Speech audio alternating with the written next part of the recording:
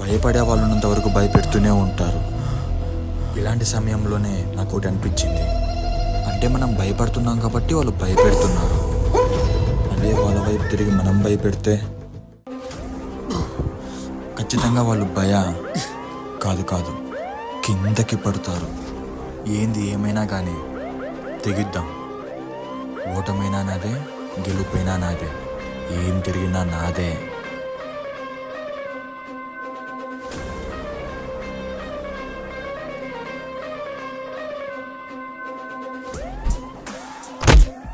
అబ్బా.